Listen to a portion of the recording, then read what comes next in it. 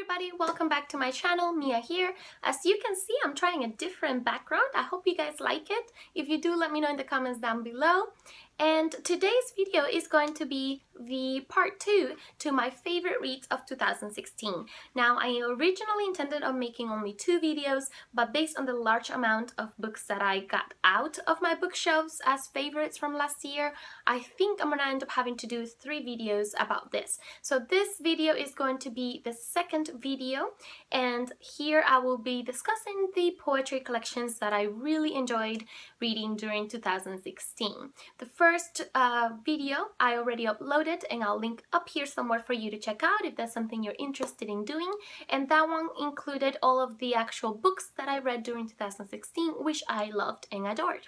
So without any further ado, let's get started. The first poetry collection I would like to share with you today is Aimless Love by Billy Collins, and I really enjoyed this poetry collection because his poetry is inspired by the simplest of things in life. He can see the grass move in a field and that inspires him, or a cat sitting by a window, that inspires him, or two lovers seeing each other after some time, that inspires him. So he's just very relatable in his poetry. Another thing that I really enjoyed about this poetry collection is that it includes works from his first, or one of his first collections, and it includes work of his later collection as well as newer work not included in either of those 2 collections. So you really get to see how this poet's work gets to mature as he himself is growing older, and that's something else that I really enjoyed about this poetry collection. I have spoken about this collection in the past, and I've shared with you a poem from it, but I'll go ahead and share another poem with you as well. It says, "Carry. I want to carry you and for you to carry me, the way voices are said to carry over water. Just this morning on the shore I could hear 2 people talking quietly in a rowboat on the far side of the lake. They were talking about fishing, then one changed the subject, and I swear they began talking about you." And that's kind of what his poetry sounds like. I really hope that you guys pick it up if you haven't picked it up yet. It's very, very good poetry. I think you will really enjoy it. I certainly did.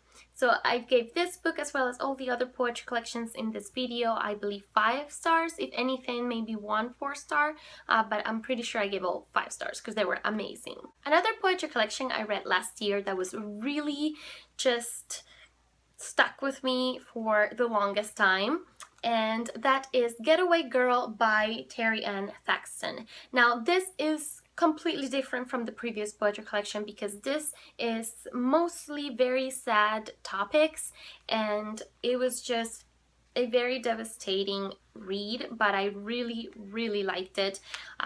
Of course, I loved the majority of the poems. As you can see, I tagged most of them. But let me share one of them with you. This one is called A Different Life.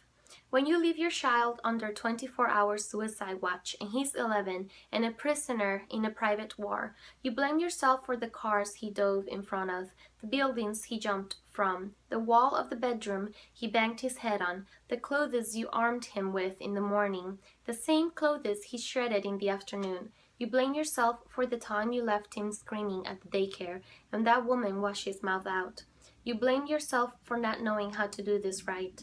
You walked out of the hospital into an uncaring afternoon, and you reach for, what do you reach for? The trees with leaves that fall apart? The clouds that aren't really nothing? The sun?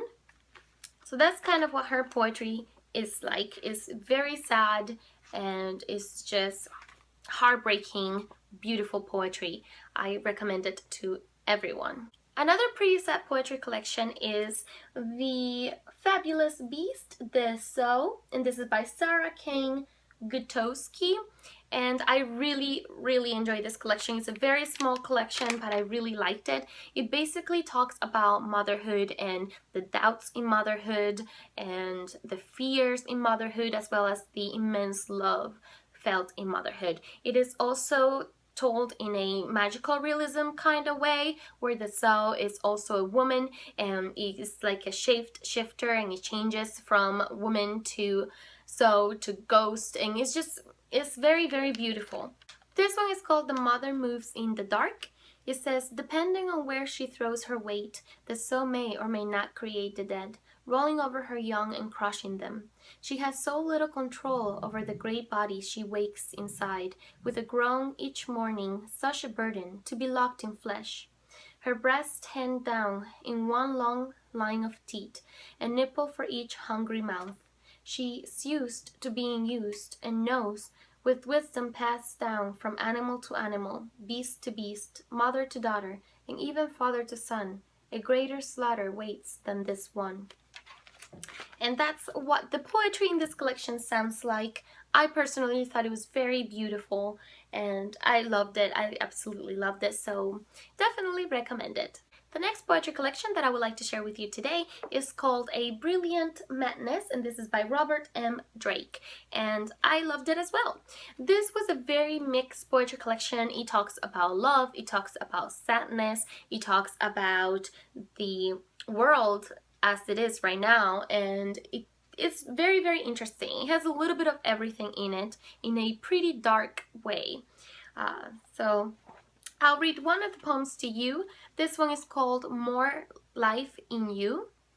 He barely fits in his coffin. They must have done something to make him fit in that box. That's what I thought the night of my brother's funeral. His body was too big. He was 6'4". His life was too big.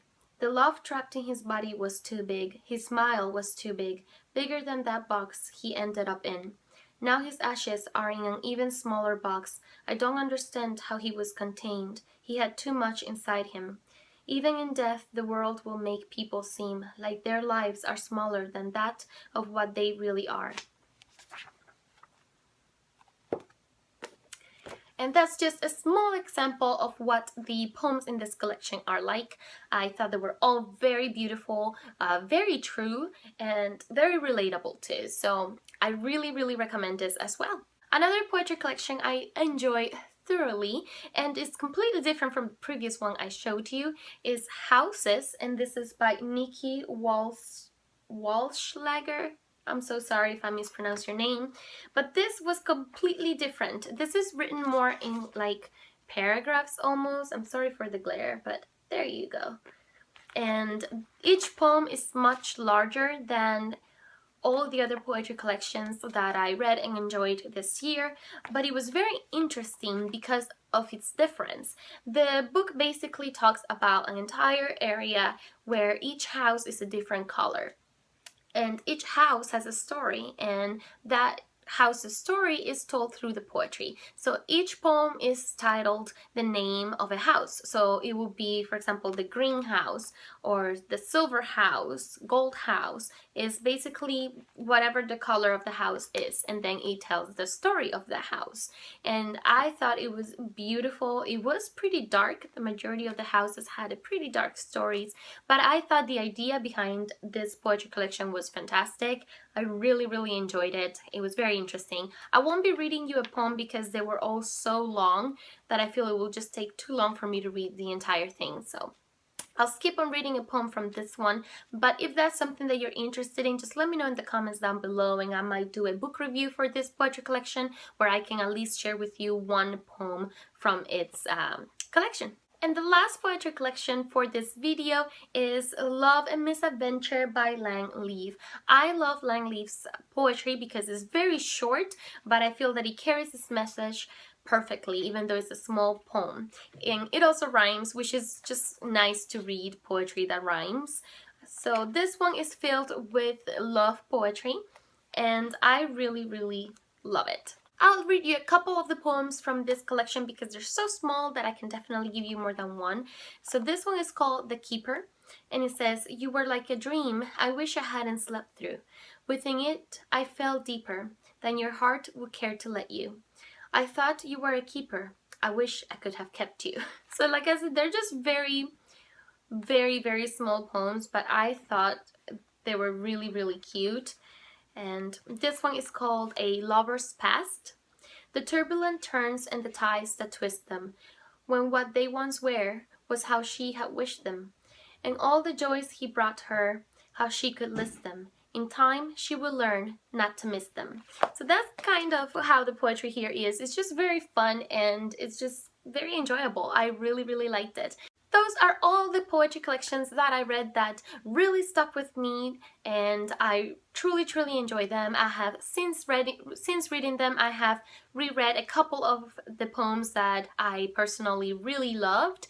And of course, there were more poetry collections I read last year that I enjoyed. I actually read a lot of poetry last year, and the majority of it was very enjoyable, but these were my favorites. I hope you guys enjoyed this video. Let me know if you've read any of these poetry collections before and which one was your favorite. And if you haven't, if you're interested now to pick up one of them.